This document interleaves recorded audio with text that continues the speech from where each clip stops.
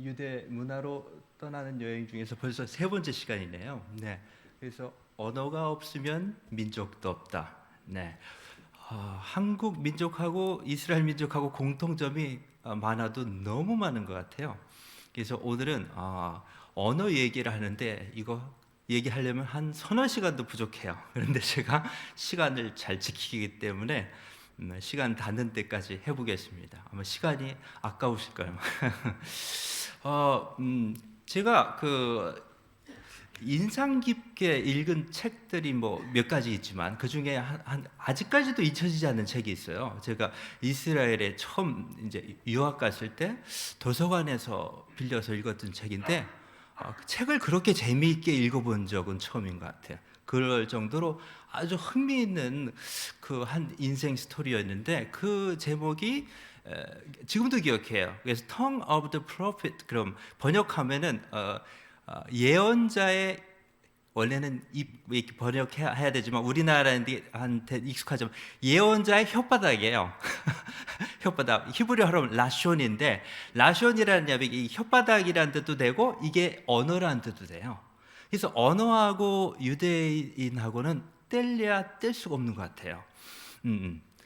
그리고 그래서 아무튼 그 책이 누구에 관한 책이냐면은 바로 이스라엘의 히브리어를 부활시킨, 사용하게, 오늘의 사실은 이스라엘 국가가 이분의 도움이 아니었으면, 이분의 역할이 없었다면은 건국되기 힘들었을 거예요, 아마.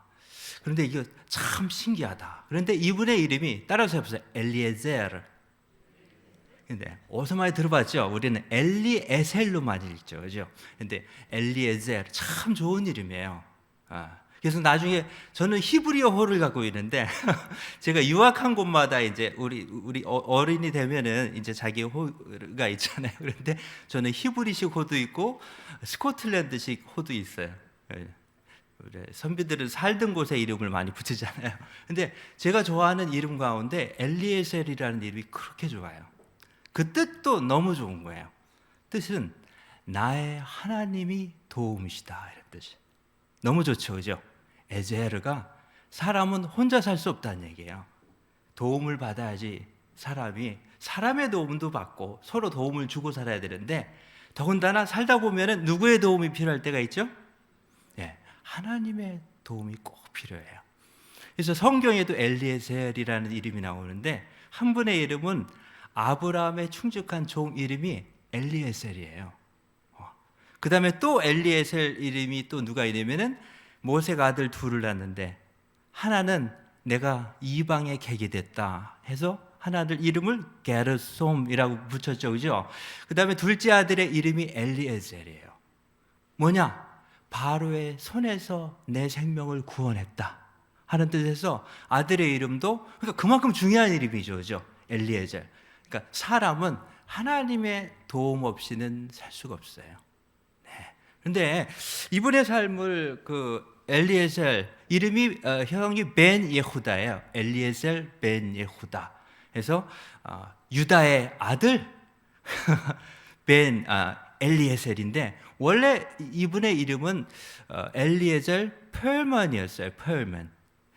어디 출신이냐면은 예전에 그 러시아 지배 당시에 리투아니아, 지금은 벨라루스예요. 벨라루스에서 이름도 이상하죠, 그죠? 루즈키라는 곳에서 태어난 분이에요. 왜냐?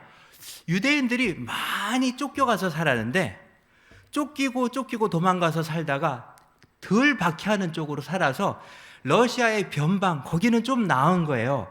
그래서 거기하고 또 어디하고 살아라면 폴란드 있죠? 그래서 폴란드의 유대인들이 그렇게 많았던 거예요. 근데 거기에 있는 유대인이 제일 많이 죽었죠, 나중에는 독일한테.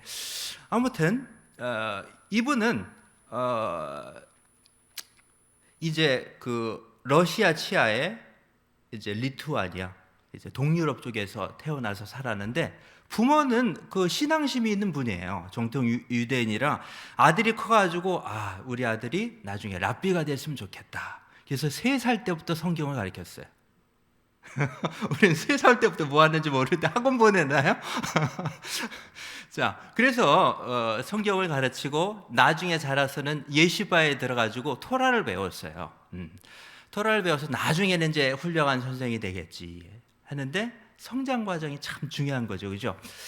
근데 나중에는 이제 거기에서 그 상당히 아무튼 제가 그 책을 읽고 그 책에 나오는 내용들이에요 지금. 그래서 내가 그 읽으면서 내가 이 책을 언젠간 이 스토리를 누구한테 들려줄 것 같다 생각해더니 진짜 그러네요. 네. 그래서 그 책에 나오는 얘기들이에요. 다 이제 기억나는 대로 제가 더듬어서 전해드리는데, 이제 학교를 보내는데 그 중에 한 분이 아무튼 엉뚱한 분이 꼭 선생님을 잘 만나야 돼요. 근데 그분은 히브리어로 아이들에게 이야기를 들려주는 거예요. 근데 이게 괴짜 선생님이거든요. 원래 히브리어는 그렇게 아무 데나 쓰면 안 되는 언어거든요. 그래서 이 거룩한 언어는 성경을 읽을 때나 성경을 공부할 때만 사용하는 언어예요. 왜 그래요? 사실 일상생활에서 쓸 일이 없어. 그런데 이 괴짜 선생님은 아이들한테 히브리어로 이야기를 들려주고 어떤 때는 그래서 이제 그게 너무 재밌는 거예요. 그래서 나중에는 혼자 있을 때 히브리어로 자기가 혼자 이야기를 만들고 하는 걸 좋아했어요. 그런데 이제 히브리어 얘기를 조금 하면은 히브리어가 사실은 2000년 전에 없어진 언어예요. 이거 아주 희한한 얘기거든요. 유대인들이 유대가 멸망하고 반란을 일으켰어요. 바르코프크바라는 반란을 일으켜가지고 이제 한 2세기경 되면은 한 예수님 이후 한 200년경 되면은 이 사람들이 다 쫓겨가가지고 히브리어를 거의 사용하지 않아요. 다 까먹고 읽긴 읽죠. 성경을 읽는데 이런 데는 사용하고 어느 정도의 어떤 랍비들이나 소수의 집단에 있어서 계속 히브리어가 유지는 되지만 일상 언어에서 히브리어를 말하는 사람은 사라지게 돼요.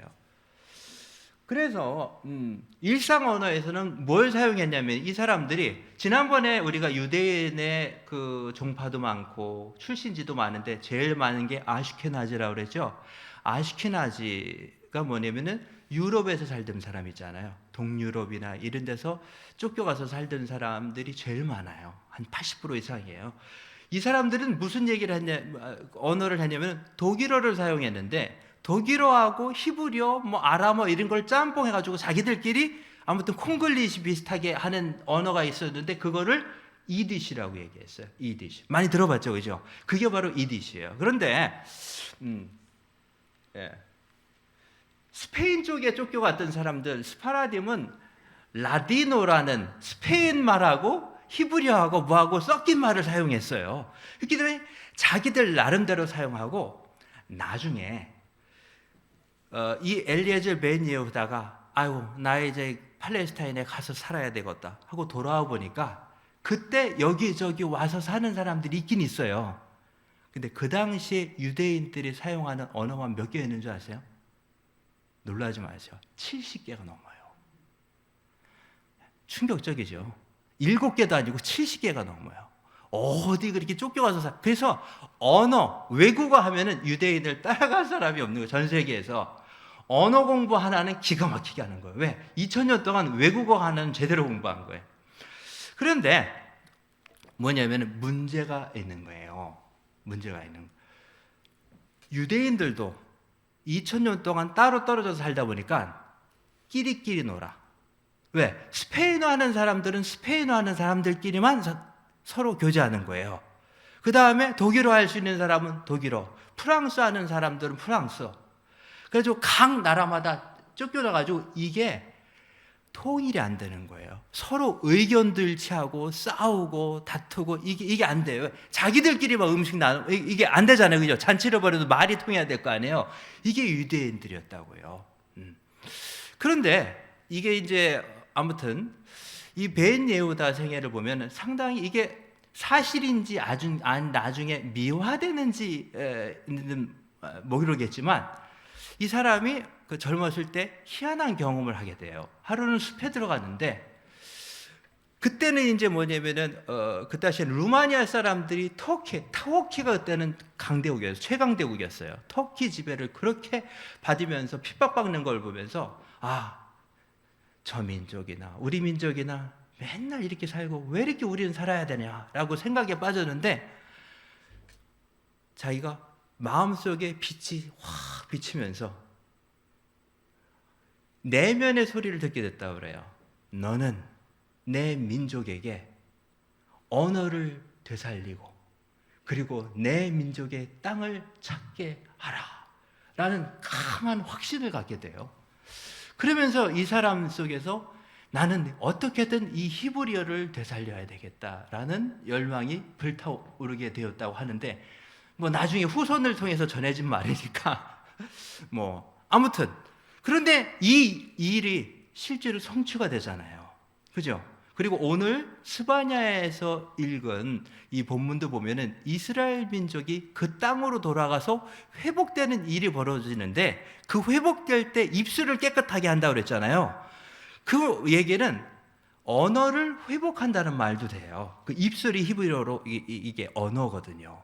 그런데 이게 지구상에서 진짜 일어났어요. 아무도 이거는 믿기지도 않고 꿈에도 자기 자신들도 못 믿었던 일이 이 지상에 이루어졌기 때문에, 진짜 눈에 보이지 않는 하나님을 못 믿겠다 하면은 눈에 보이는 유대인들의 역사를 보면은 하나님이 계시다는 것을 믿게 돼요. 이거는 인간의 이성으로 일어날 수가 없는 일이거든요.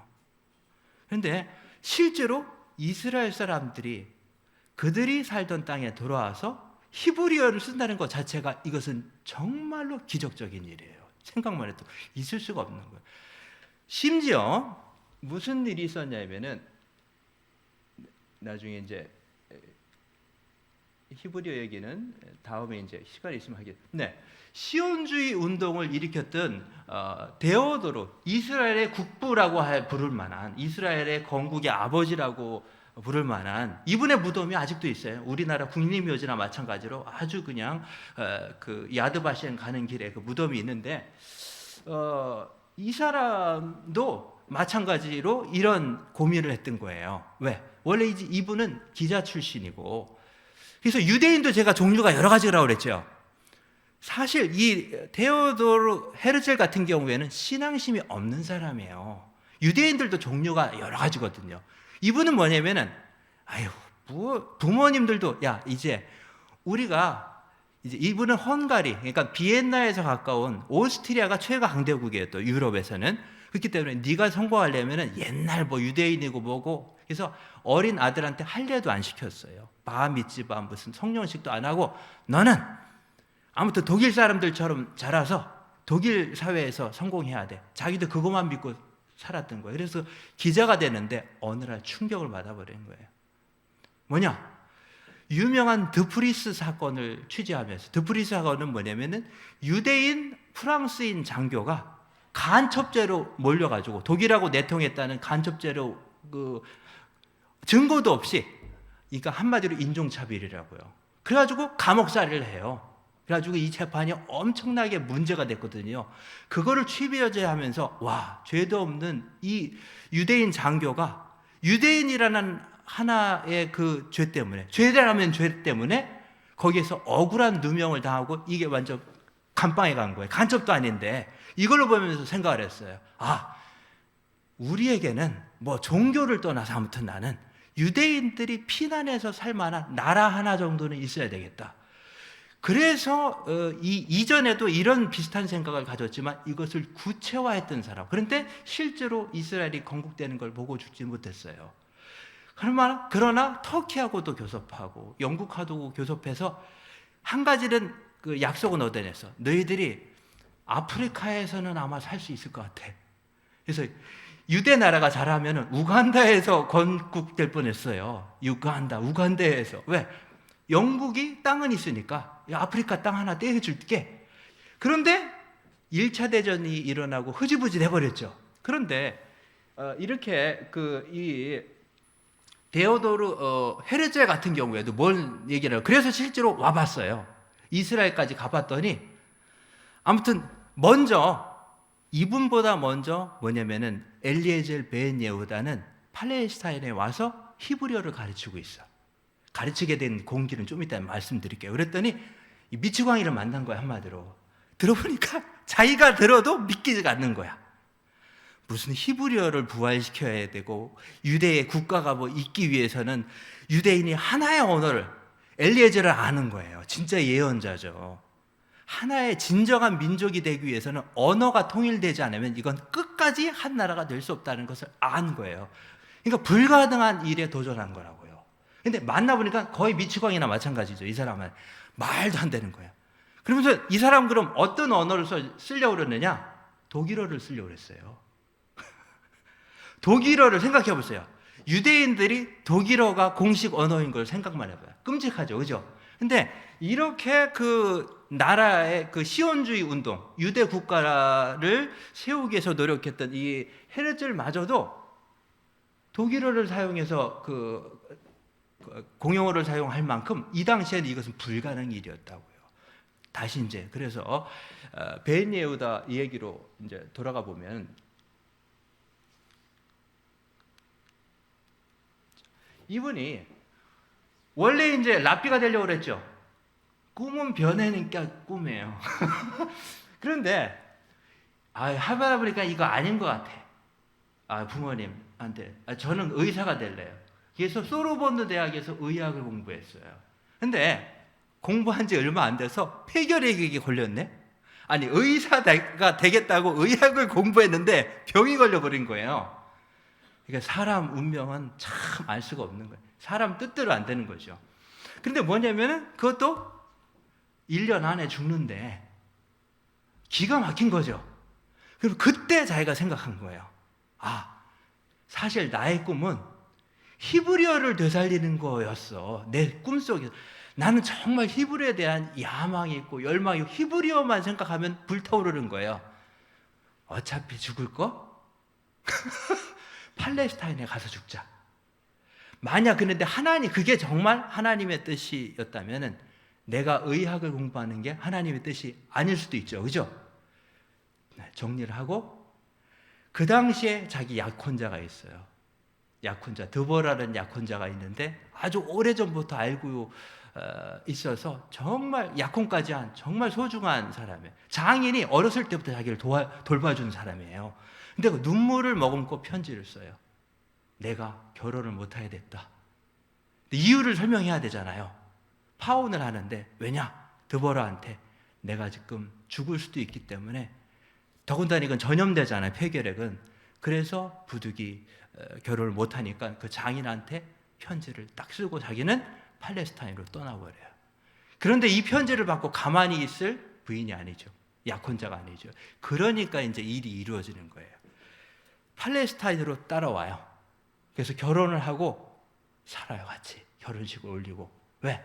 우리가 죽어도 같이 죽어야지. 이게 이런 분을 만나야 돼요. 그래서 그럼 내가 여기서 뭔가를 해볼 수 있겠구나. 그러니까 사람은 혼자 이 꿈을 이룰 수가 없는 거예요. 그래서 이제 여기에서 자기가 하나하나 꿈을 이루기 위해서 계획을 세우는데 뭐냐?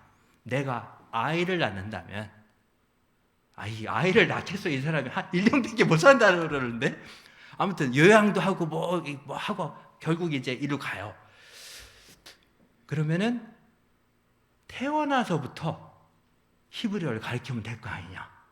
그래서 이 사람은 내 집에서부터 시작한 거예요. 대단한 분이에요. 배울 게 정말 많아요. 다른 사람한테 가르칠 거 필요 없다 이거예요. 내 집에서부터 시작하자. 그래서 약속을 해요. 부인은 뭐 러시아어도 잘하고 독일어도 잘하고 몇 개국어를 하는 분이에요. 그런데 여보 약속합시다. 우리 애가 태어나면은 절대 외국어는 단 한마디도 해서는 안 되고 히브리어로 얘기해야 된다고. 그래서 애가 진짜 태어났어요. 이름이 이따말로 지었고 이 별명이 뭐냐면은 벤시온이야. 이름이 무슨 뜻이냐면 시온의 아들, 예루살렘의 아들. 얼마나 멋져요, 그죠? 예루살렘의 아들, 시온의 아들이라는 이름을 줘주고 하는데 히브리어로만 얘기하니까 주위의 사람들로 정신 나갔다 그랬어요. 애가 3살이 됐는데도 아무 말도 못하는 거야. 웅성웅성 거리죠, 사람들은. 애 바보 만든다고. 그래서 진짜 심각하게, 진짜 3살이 돼도 아무 말을 못하니까. 그러니까 너무너무 슬픈 거야, 어머니가. 그러면서 더군다나 옆집 아줌마가 와서 얘기를 해. 너, 네 남편 듣다가 애 인생 망친 거냐고. 응? 외국어를 해도 계속 무슨 얘기를 해도 중얼중얼 거려야지. 여러 언어를 들어야지. 얘가 말이 트이는데, 아니, 생전 듣도 보다는 우리도 사용하지 않는 말을 그렇게 해보면 애가 그게 되겠냐고. 쓰는 말을 해야지. 일리가 있죠. 엉엉 울다가 나중에는 너무 인생이 서글퍼서 자기가 이제 러시아어를 하잖아요. 자기도 모르게 자장가를 불러줘서 애를 자장가 러시아 자기도 모르게 그잖아요. 난리가 난 거지. 남편이 딱 들어왔는데 그 자장가를 흥얼흥얼 거리고 있잖아요. 해가지고 이게 뭔 얘기냐고, 이 노발대발한 거지. 이렇게 하면 애를 망치는 거라고. 그게 아니라 당신이 애를 망친다고. 부부싸움이 일어난 거 아니에요, 그죠? 그런데 놀라운 일이 벌어져. 엄마 아빠가 부부싸움 하는 와중에 애가 놀래가지고 아빠한테 소리치는 거. 엄마한테 그러지 말라고. 그걸 히브리어로. 아빠, 따이. 이게 따이가 많이 하도 유대인들이 따이 그러면 됐어 이런 뜻이에요. 아빠 됐어 그만해 그만. 얼마나 기뻤겠어요, 그죠? 그게 첫 히브리어예요. 그래가지고 가정에서부터 히브리어를 가르치니까, 그리고 이게 뭔가 뜻 있는 사람이 동지가 모여져요. 그러면은 나한테도 좀 히브리어를 가르쳐 달라고. 그래서 한두 사람 모여들기 시작해서 그 사람한테 히브리어를 가르치기 시작하는 거예요. 그리고 이분이 나중에 또 뭘 사용했냐면은, 이러다 보면은 우리가 신문을 발행하면 우리가 계속 읽을 거 아니에요. 소식지를 발간을 해요. ጽ비라고. 이게 ጽ비가 무슨 뜻이냐면 이게 사슴이라는 뜻이에요. 계절이라는 뜻인데, 아무튼 그 신문도 발행하고, 그러니까 사람들이 점점 모여들게 되죠. 그래서 어른들도 가르치고, 그 다음에 나중에 뜻 있는 사람들이 하나둘 팔레스타인으로 왜? 박해가 너무 심하니까 이러다가 죽느니 차라리 거기 아무것도 없더라도 차라리 모래밭에서 죽더라도 팔레스타인에 가서 죽겠다고 하는 사람들이 지식인들이 모여들어요. 그 중에서 지식인들 가운데서 뭐냐면 유대인들은 어디 가나 뭐부터 세워요? 학교를 세우는 거예요. 그것도 그냥 학교가 아니라 예술학교, 최고의 또 예술가들이 많잖아요. 이스라엘의 최초의 학교 중에 세운 게 뭐냐면은 베잘렐 아트스쿨인데, 지금도 그게 명문 대학이에요. 예술 아트스쿨을 세우는데 그 이름도 희한해요. 그 이름이 베잘렐인데, 이게 뭐냐면 성경에서 성막을 만든 사람 있죠? 그 성막을 만든 사람 이름이 베잘렐이에요. 그러니까 예술가 이름하고 얼마나 잘 어울려요, 그죠? 아무튼 그래서 나중에는 학교에서 히브리어를 가르친다고요.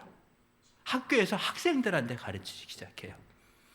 그리고 이제 나중에는 어느 학교가 생겨가느냐? 처음에 히브리어를 교양으로 가르치다가 이제는 뭐냐면은 히브리어만으로 수업하는 학교가 생기게 되는 거예요. 점점. 그럼 얘들이 어떻게 되느냐? 아이들한테 히브리어를 가르쳐 놓으니까 학교에서는 히브리어만 쓰는 거예요. 그러니까 어떻게 돼요? 이제 니들이 부모들을 가르쳐라. 그래서 애들이 집에 가서 히브리어로 얘기를 하는 거예요. 그렇기 때문에 부모들이 아이들을 통해서 히브리어를 배웠다니까요. 정말 놀랍죠? 네. 그런데 살다 보면은 꼭 문제아들이 있죠. 문제아들이 뭐냐면은 신앙심이 많은 것처럼 보이는 사람들이 제일 문제인 거예요. 신앙심이 있는 게 아니라 신앙심이 있는 것처럼 보이는 사람들이 제일 문제라고요. 정통 유대인, 골수 유대인. 유대인의 종파가 되게 많다고 그랬잖아요. 이 사람들은 하나도 타협하지 않는 사람들이에요. 바늘로 이거 찔러도 꼼짝 안 하는 사람들이에요. 그렇기 때문에 헤르츠를 국가를 세워 반대하는 사람이에요. 이게 뭐니? 하나님을 믿는 건 좋은데 이 사람들은 완전히 이게 앞이 안 통하는. 그래서 히브리어를 가지고 얘기를 한다니까 이 사람들은 어떻게 하겠어요? 깜짝 뒤로 벌렁 넘어지는 거예요. 이 거룩한 언어를 길거리에서 사용을 해? 그래서 노발대발해가지고 완 분노를 하는 거예요. 그래가지고 이놈을 어떻게 하는가? 이게 문제하잖아요. 어떻게 하나? 도와주지는 못할 망정.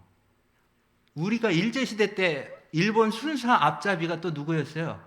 그런 일이, 우리만 있는 게 다 그래요. 이런 일이 벌어져요. 그 오히려 종교인들이 여기에 오히려 반대를 해요. 뜻깊은 일을 하다 보면 항상 반대에 부딪히는 거예요. 얼마나 악랄하냐면은 장인이 사위가 신문을 발행하니까 거기에 기고를 해요. 이분도 지식이니까. 그래서 뭐라고 그래? 사위를 도와주려고 이렇게 썼어요. 이스라엘 사람들이여, 이제 동쪽을 향해 갑시다. 우리 모두 모여서 그러니까 예루살렘 아니에요. 가서 우리가 한번 뭐라도 한번 해봅시다라고 글을 썼는데 이것을 왜곡을 하는 거예요. 그 당시 거기를 지배하고 있는 게 터키예요. 터키가 지배하고 있었는데 터키 정부한테 고발을 해버렸어요. 유대인이. 그것도 유대인 종교 지도자들이 고발을 한다고요. 뭐라고? 이 사람 장인이 이렇게 해가지고 이 신문을 발행하는데 이 이놈이 신문을 발행하는데 기고자를 해서 했는데 뭐라 그러느냐? 이스라엘 사람들을 모아가지고 동쪽으로 가서 군대를 만들기로 했다고. 어디서 많이 듣던 것 같아요? 예수님 재판받을 때도 비슷한 일이 있었죠. 그죠? 예, 덧붙여서. 그래가지고 벤 예후다가 잡지 발행인이잖아요. 이게 신문 발행이잖아요. 반역죄로 감옥에 가게 돼요. 기가 막히죠? 그래서 재판을 1년 동안 감옥에 있어요. 상상을 해보세요. 우리 같으면 이제 다 때려치우고 그냥 그만둘 것 같죠? 이게 다른 거예요. 그런데 이 기간에 또 뭐냐? 이 사람들이 재판받는 동안에 어떻게 하냐? 벤 예후다 가족을, 왜? 히브리어를 그렇게 망치고 있다고. 자기들 나름대로 아주 종교심이 강한 거죠. 회당에 모여서 뭘 결의하느냐? 파문을 해버려요. 너희들은 이제 유대교에서 쫓겨나서, 유대교에서 파문됐다는 것은 그야말로 이 세상에서 없어지는 존재예요. 그래서 그 책을, 그 내용이 정말 제가 서글프게 읽었던가. 그래서 회당에서 파문할 때 종교의식이 아주 참 희한해요. 어떻게 하는 줄 알아요?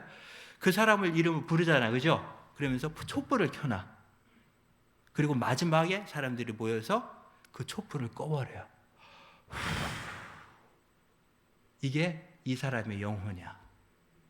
이 사람의 영혼은 이제 산산이 사라져버려. 그한테 말을 해서도 안 되고, 먹을 걸 줘서도 안 되고, 그러니까 그림자도 아니에요. 이 사람은 이 세상에 존재하지 않는 사람 취급한 게. 그게 파문이에요. 유대인이 회당에서 랍비가 되려고 했었죠, 이 사람은. 그죠?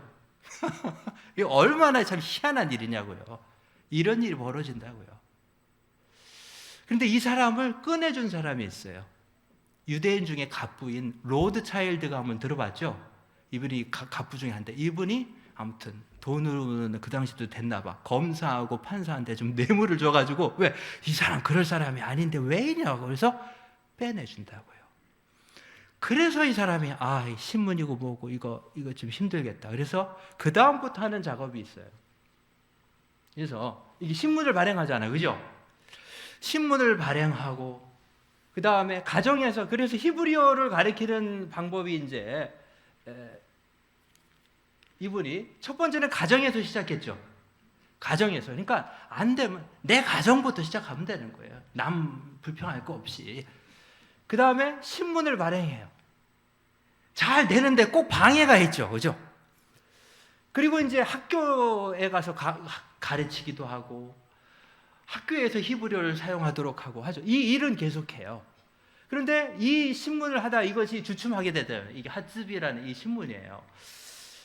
그 다음에 이분이 열심히 몰두했던 게 뭐냐면은 사전이 있어야 돼.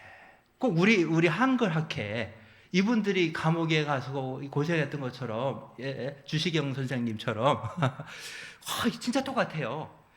우리에겐 사전이 있어야 된다. 왜? 학교에서 학생을 가르치다 보니까 새로운 단어가 있어. 아니 도대체 권총이 있어야 될 거잖아요. 권총. 이거를 성경에 안 나오잖아요. 이걸 다 만들어야 돼. 예를 들어서 버스가 지나가. 그 다음에 유모차가 있어. 자, 아니 모세가 유모차 끌고 다녔나?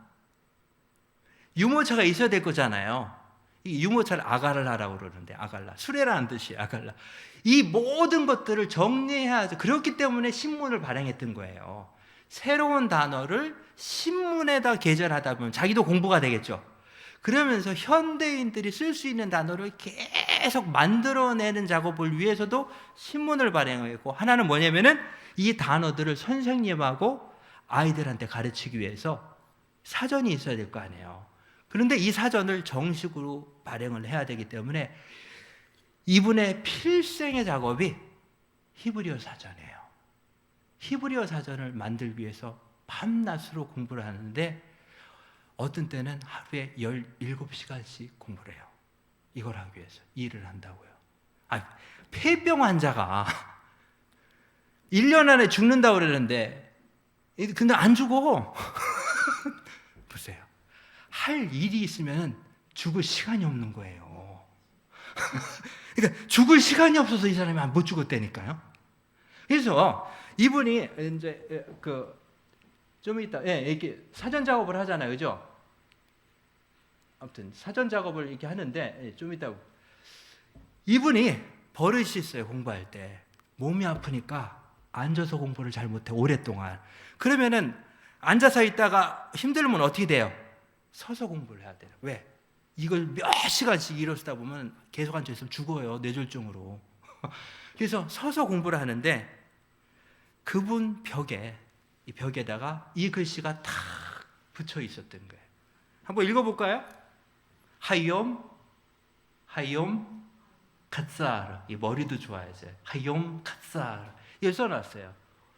왜 하말라카 메오바 이렇게 써놨어요. 무슨 뜻이냐면은, 한번 읽어보세요. 시작. 오늘은 짧고 할 일은 지대하다. 할 일이 많으니까 나 오늘 못 죽는다는 얘기예요. 바빠. 그래서 늘 이게 미시나에 나오는 얘기예요. 피르케이 아보트, 미시나 중에 피르케이 아보트, 조상들의 명언집 가운데 나오는 게 뭐냐면, 하루는 짧고 할 일은 많다.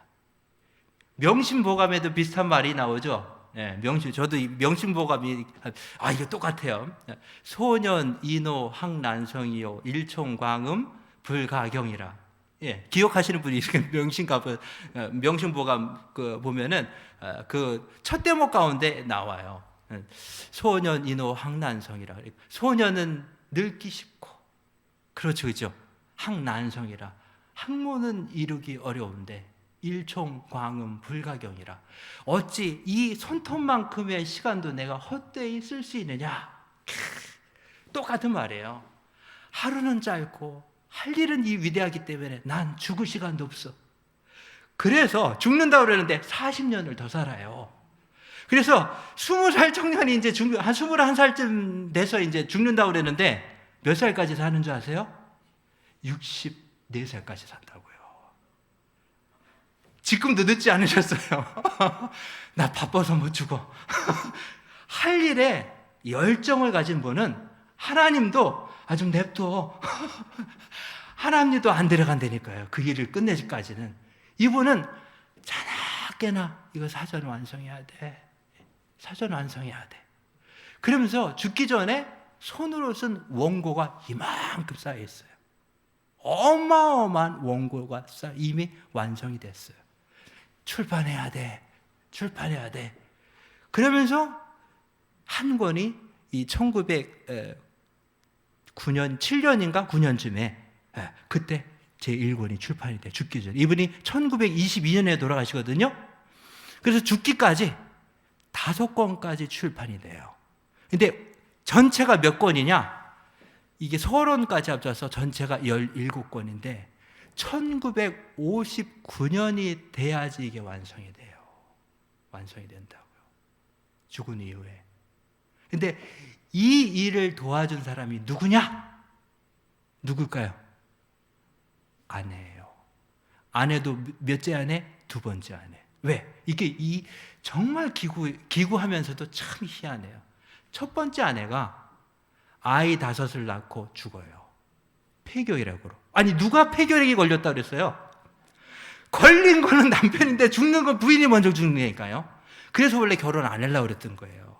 내 병이 옮겨서 당신이 죽을까 봐 안 한다고 그러는데 결국 죽게 돼요. 아이들도 5을 낳는데 3명이 죽어요. 폐교계로 죽지 않지만 그 당시엔 병이 많잖아요. 3씩이나 다 죽어요. 그런데 부인이 죽기 전에 자기가 죽을 거 알아. 기가 막혀요. 그래서 마지막으로 유언을 자기 여동생한테 편지를 보내요.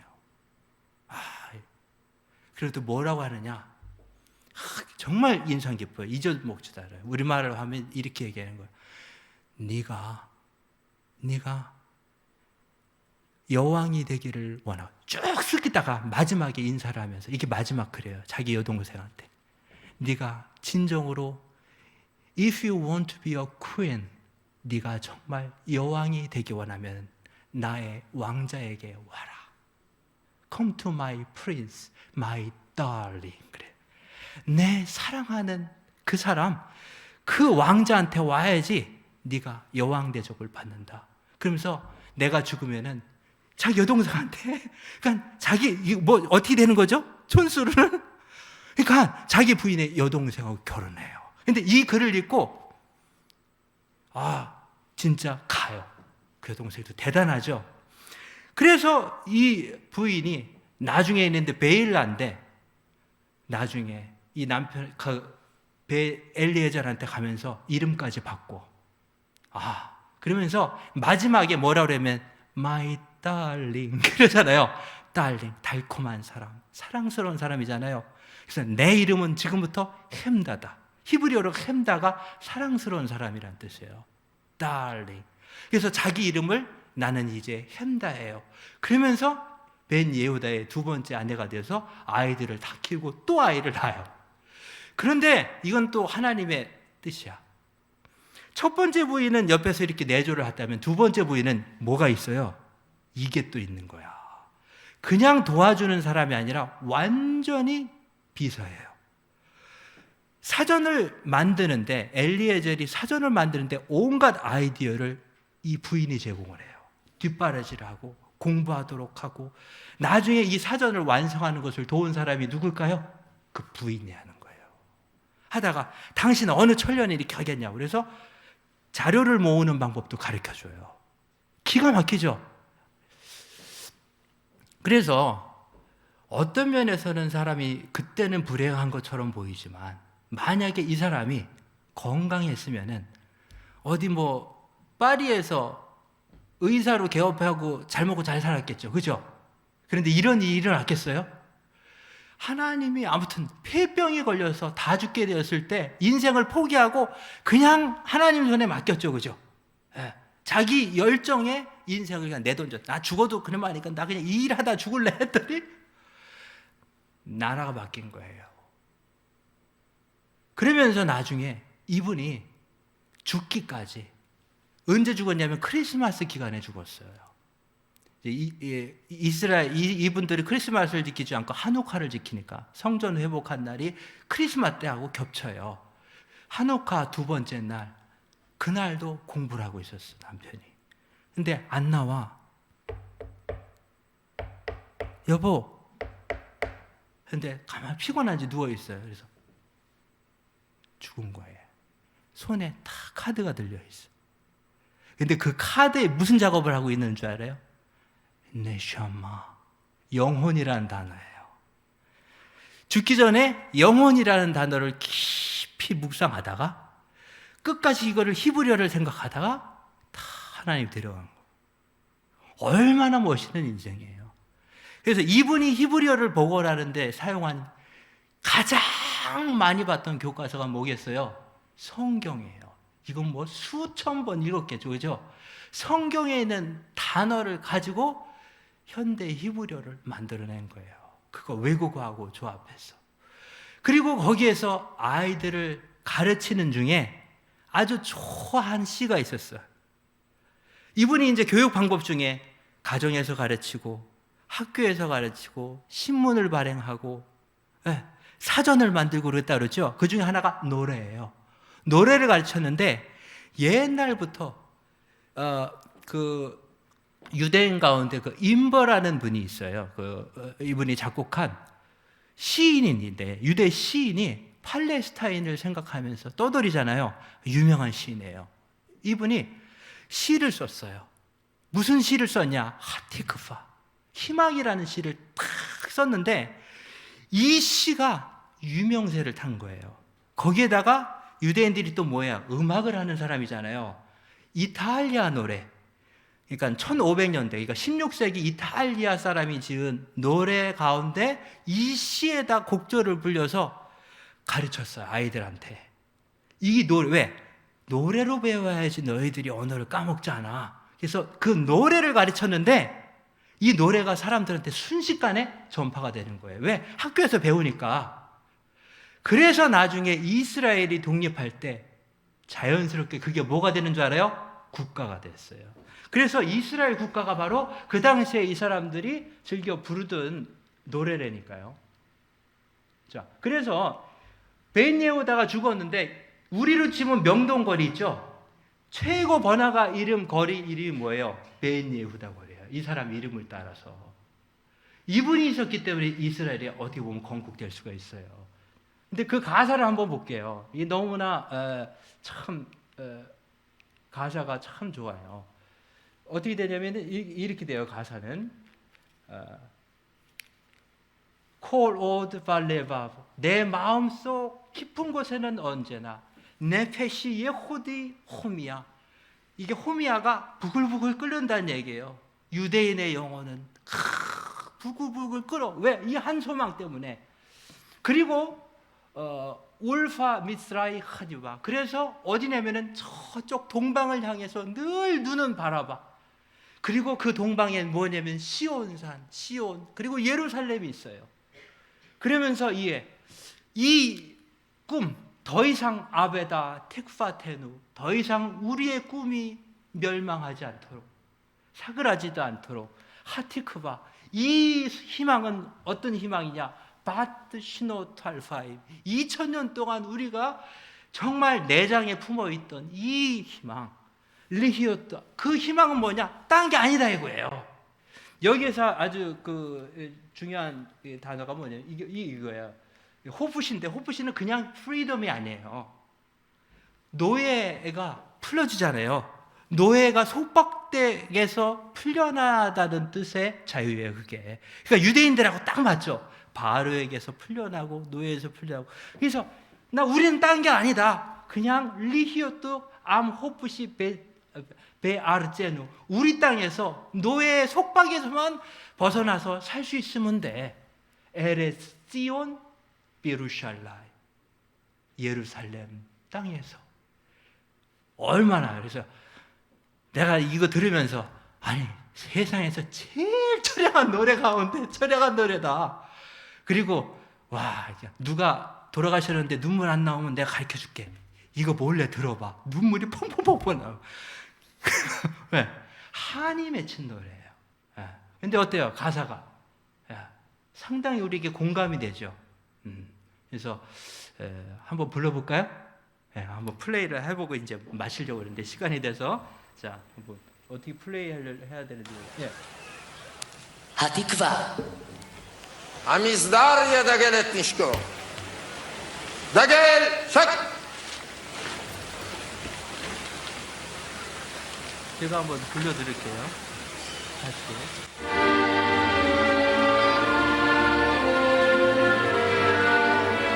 마음속 깊은 곳은 언제나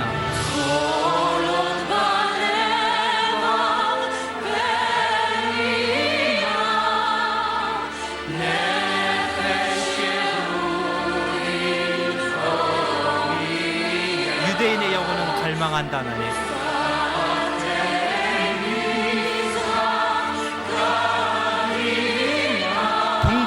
하나님의 지경을 향해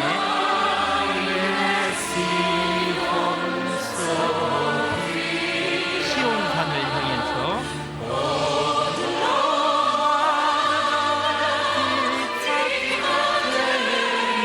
더 이상 우리 꿈이 무너지지 않게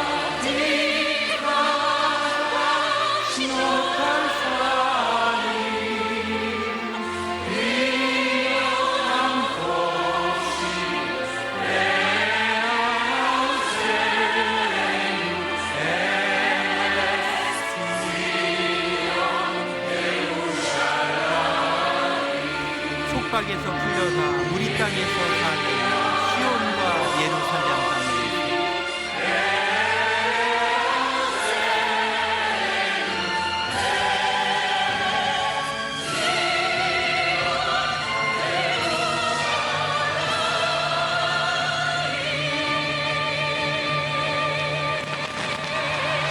땅에 어때요? 그래서 오래 사는 게 이제 나중에 이제 짧게 사는 게 불행한 게 아니라 꿈이 없이 사는 게 가장 불행한 거죠. 단 하루를 살아도 꿈이 없이 산다는 것만큼 불행한 게 없죠. 그래서 오늘 아무튼 이 엘리에젤 벤 예후다 생애를 한번 돌아보면서 나는 어떻게 사는가? 그러면 우리가 더 좋은 기독교인이 되기 위해서 우리가 유대인을 배워야 되죠, 그렇죠? 우리가 유대교를 믿기 위해서 배우는 게 아니잖아요. 더 좋은 크리스찬이 되기 위해서 우리는 어떻게 살아야 되는가? 정말 우리 생애를 통해서 열정이 있는가? 매일매일 정말 열심히 몰두하는 일이 있는가? 그 다음에 큰 일일수록 혼자 못합니다. 동료들이 필요하죠, 그죠? 그래서 옆에 있는 분들이 얼마나 소중한지 한번 봐주세요. 예, 이 교회를 섬기는 모든 분들이 다 동역자입니다. 아멘. 자, 기도하시고 마치겠습니다.